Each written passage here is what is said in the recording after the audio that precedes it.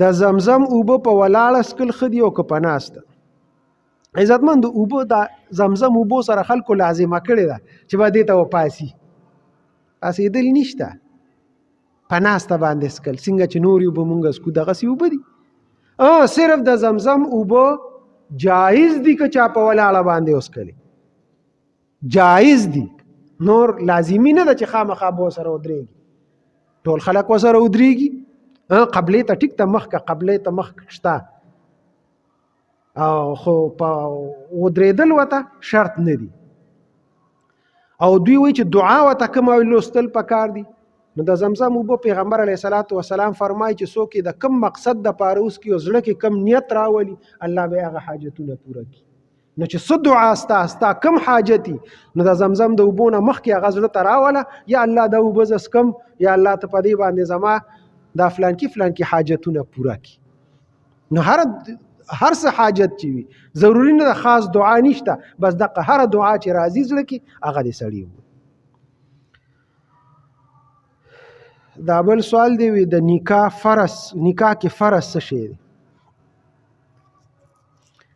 نکاح کې دوه څیزونه ضروری دي، لازمي دي، بغیر د هغې نه نکاح نه کېږي.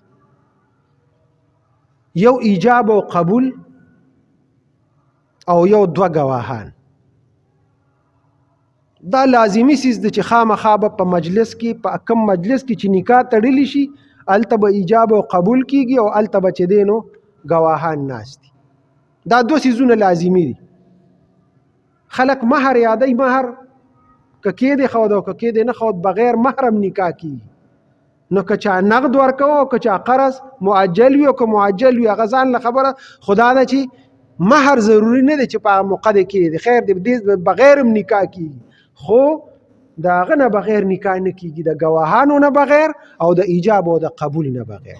بیا په ایجاب او په قبول کې بهتره ده چې هلک او جینۍ مجلس کې ناست دي، جینۍ په پرده کې ناست دی، هلک مخامخ ناست دی. نو ښه خبره او بهتره دغه ده. خو زمونږ د پښتنو علاقې دي، مونږ جینۍ مجلس ته نه راولو، ډېره ښه خبره ده، وکیل راونیسي او وکیل وله نکاح وکړي. خدا ده چې ایجاب او قبول د دې نه بغیر نکاح نه کېږي. او دغسې ګواهان، دوه ګواهان ډېر ضروري چې خامخا به ناست دي. که ګواهان نه وي نو صرف په ایجاب او په قبول باندې نکاح نه کېږي. دا بل سوال، یو سړی د بجلی غلا کوي، هغه اودس د هغه خوراک، د بجلی غلا بالکل حرامه ده.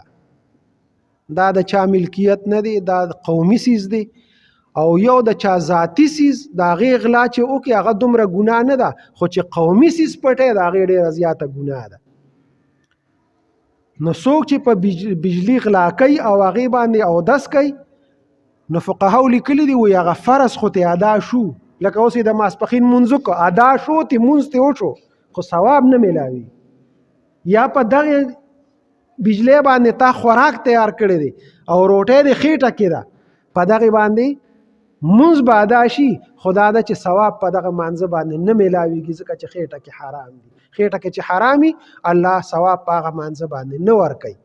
فرض ادا کېږي، هغه فرض وشو، هغه وخت مونځ ته ساقط شو، خو دا ده چې نور ثواب پې ورته نه میلاویږي. د بجلی غلا سخت جرم دی، د ګیز غلا دا قومي جرم دی.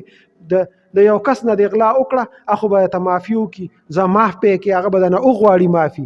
خو چې د قوم غلا دې کړې ده، ته به د کم سړي نه، یو صحابي مال غنیمت کې داسې لږ شانتې خدای خبر مالو چوکسو، پیغمبر علیه السلام مال تقسیم شوی، مال غنیمت تقسیم شوی، هغه راغی یا رسول الله ما سره خو د اسیس پاتې شوی دی، هغه وی د قیامت په ورځ به الله دربار کې پیش کې، زما او سر سره تقسیم کړي، دا زه په دې دونه مجاهدینو څنګه تقسیم کړم، زه دا نشم تقسیمولی، د دې به ته په آخرت په ورځ ذمہوار یې.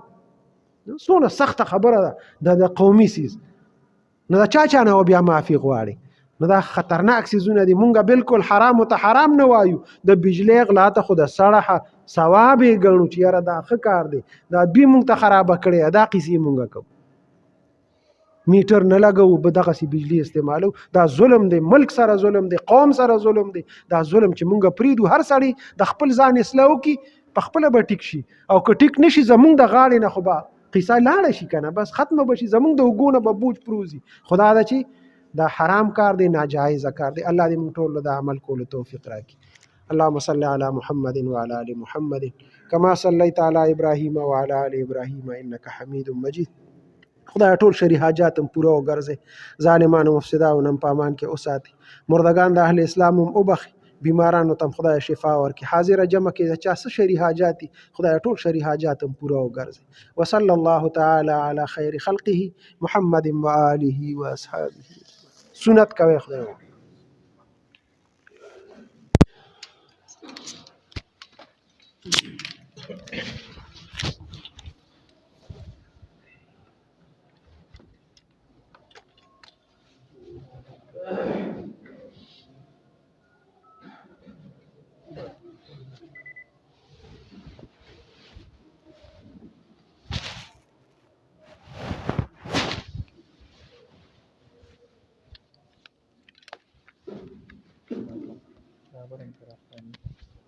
Sana bakar.